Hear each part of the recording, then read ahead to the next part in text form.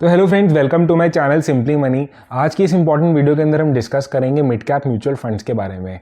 हम कंपेयर करेंगे 4 important mutual funds को जो मिड कैप कैटेगरी के अंदर आते हैं और हम देखेंगे कि इसमें इन्वेस्टमेंट्स करने से क्या रिटर्न्स और क्या रिस्क होते हैं।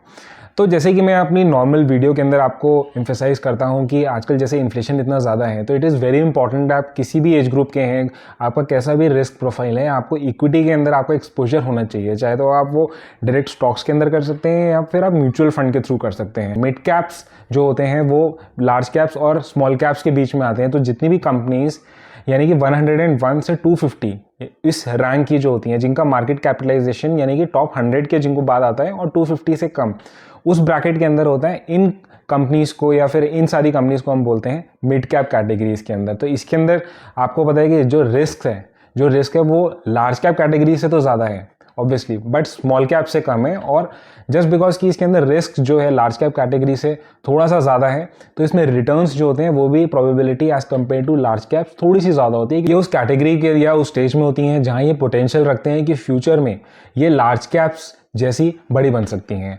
तो ये हो गया हमारा जैसे इंट्रोडक्शन। तो फ्रेंड्स, आज हम 4 जो फंड डिस्कस करने वाले हैं उनका नाम है PGM India mid cap opportunities fund, Kotak emerging equities fund, Nippon India growth fund and also axis mid cap fund. तो इन पैरामीटर्स या इन फंड्स को डिस्कस करने का मतलब ये नहीं है कि अगर आप इसी फंड की कैटेगरी के अंदर किसी और फंड के अंदर इन्वेस्टेड है तो वो फंड खराब हो गया या फंड बेकार हो गया। ये फंड्स हमने लिए हैं because these are the 4 funds जो काफ़ी अभी पॉपुलर हैं या फिर हमारे इन्वेस्टर्स ने काफ़ी डिमांड किया था कि I should make a video on these funds. But absolutely जैसा है मैं आपको बता रहा हूँ कि ये सिर्फ एजुकेशन पर्पज़ के लिए है। अगर आपका कोई और फंड के अंदर आप इन्वेस्टेड पहले से ही हैं तो आप इन सब पैरामीटर्स जो हम डिस्कस करेंगे उसके थ्रू आप इवैल्यूएट कर सकते हैं अपने प्रेजेंट फंड को। तो आइए अपना कंपैरिजन स्टार्ट करते हैं इन चारों फंड्स का। अगर हम देखते हैं, कंपेयर करते हैं तो कंपेरेटिवली सारे के सारे चारों फंड्स जो हैं उनका एज 8 to 9 ईयर्स से ये मार्केट के अंदर है, यानी कि हमारे पास कंसिडरेबल टाइम पीरियड है जिसके अंदर हमारे पास डेटा अवेलेबल है कि हम इनको कंपेयर कर सकते हैं। अगर हम इनका फंड का AUM देखते हैं तो AUM होता है हमारा एसेट अंडर मैनेजमेंट, यानी कि कितने लोगों ने अभी तक इन्वेस्ट किया है, तो कितना जो है कॉर्पस किसी फंड के अंदर एलोकेटेड है या कितना हो गया है। और अगर बहुत ही कम होता है तो उसमें लिक्विडिटी का प्रेशर हो सकता है। तो जितनी भी मिड रेंज का अगर AUM रहता है तो दैट्स फाइन। आपको ये देखना है कि अगर हम फंड साइज़ की बात करते हैं तो हमारे पीजीएम इंडिया के अंदर एज कंपेरेटिवली अदर्स थोड़ा सा कम है। बाकी सारे जो फंड हैं एक्सिस, कोटक एंड निपॉन के अंदर they have a more than 10,000 plus 15,000 plus 1,000 crore का हमारा AUM साइज़ है। If you come to the returns, अगर हम रिटर्न्स की वैल्यू देखते हैं तो यहाँ पे हमने मेंशन किया है point two point returns.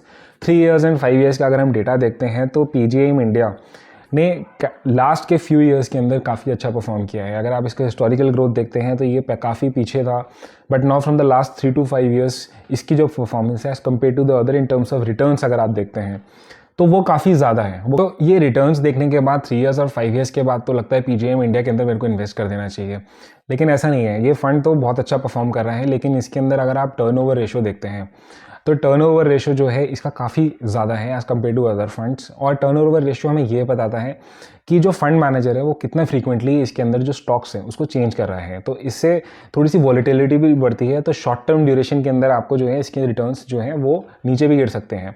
So that's why I said कि आपको अगर मिड कैप के अंदर इन्वेस्ट रहना है तो लॉन्ग टर्म के अंदर ही आपको रिटर्न्स को आपको पता चलेगा। तो नॉट जस्ट बाय रिटर्न्स, तो रिटर्न्स तो सिर्फ आपको one side of the picture दिखाते हैं। अगर आपको पूरी स्टोरी जाननी है तो आपको रिस्क के पैरामीटर्स भी बहुत जानने ज़रूरी हैं। रिस्क पैरामीटर्स की बात करते हैं तो इसके अंदर 4 मेजर पैरामीटर्स होते हैं, स्टैंडर्ड पैरामीटर्स, जो कि हमें डिफाइन करने में यूजफुल होते हैं कि रिस्क प्रोफाइल किसी भी फंड का कैसा है। तो first one is the standard deviation. Standard deviation होता है कि किसी भी बेंचमार्क जो हमारा इंडेक्स है, जो उसका एवरेज है, उससे वो कितना डेविएट कर रहा है, यानी कि वो कितना, अगर स्टैंडर्ड डेविएशन ज़्यादा है यानी कि वो एवरेज से ज़्यादा दूर लाई करता है, तो हमें ऐसा फंड लेना है जो कि जिसके अंदर स्टैंडर्ड डेविएशन कम हो, यानी कि वो कैटेगरी जो एवरेज है उसके क्लोजर होना चाहिए। तो अगर हम इस पैरामीटर से देखते हैं तो हमारा एक्सिस मिड कैप जो है इन 4 फंड्स के अंदर उनका स्टैंडर्ड डेविएशन सबसे कम है। अगर हम नेक्स्ट पैरामीटर की बात करते हैं तो that is the Sharpe ratio. Sharpe ratio मतलब होता है कि आपका रिटर्न बाय रिस्क, यानी कि रिटर्न्स किसी भी फंड को जो रिटर्न्स आ रहे हैं उसके लिए उसको कितना रिस्क लेना पड़ रहा है। ये ऑब्वियस ही बात है, इसमें रिटर्न्स अपॉन रिस्क होता है। तो जितना आपका शार्प रेशो ज़्यादा, यानी कि आपका रिटर्न्स ज़्यादा और आपके रिस्क कम हो रहे हैं। अगर हम इस पैरामीटर से देखते हैं तो PGM India is scoring well, इसके अंदर सबसे ज़्यादा हमारा शार्प रेशो है। तो अगर हम नेक्स्ट पैरामीटर की बात करते हैं तो दैट इज़ अल्फ़ा। अल्फ़ा का मतलब होता है कि फ़ंड का कितना रिटर्न आ रहा है। फॉर एग्जांपल आपका जो स्टैंडर्ड बेंचमार्क है उसके अंदर आपको जो रिटर्न्स मिल रहे हैं दैट इज़ लेट्स सपोज 10% मिल रहे हैं, राइट। तो अगर आपका कोई भी फंड है जिसके अंदर उसका अल्फ़ा इज़ वन, तो दैट मीन्स कि जो आपका जो फंड है that is also generating 10% returns, यानी कि जितने स्टैंडर्ड एक बेंचमार्क के अंदर आते हैं उतने ही आपके जो है फंड के अंदर आ रहे हैं। तो उसके अंदर कोई डिफरेंस नहीं है, यानी कि अल्फ़ा जितना ज़्यादा होगा उतना अच्छा है, क्योंकि your fund is getting better returns than the standard average. अगर हम बीटा की बात करते हैं तो beta is in short form is for example it's like your volatility, कितना वॉलेटाइल है जो स्टॉक है, कितना वॉलेटाइल हो रहा है वो अपने बेंचमार्क से, राइट। तो आपको ऐसा फंड चाहिए जिसके अंदर बीटा कम हो, यानी कि अगर मेरा इंडेक्स लेट्स सपोज 10% गिर रहा है तो मेरा अगर फंड 5% गिर रहा है तो दैट इज़ बेटर। तो बीटा जितना कम होगा उतना ही अच्छा है। अगर हम इस पैरामीटर से देखते हैं तो again Axis mid cap is scoring quite well. तो as you can see all these parameters के अंदर कंपेयर करने के बाद सारे ही फंड्स की परफॉर्मेंस काफ़ी अच्छी है, लेकिन रिस्क पैरामीटर के अंदर से कहीं ना कहीं PGM India and axis mid caps जो है ओवर स्कोर कर रहे हैं बाकी हमारे दोनों फंड से, कोटक और निप्पॉन इंडिया से।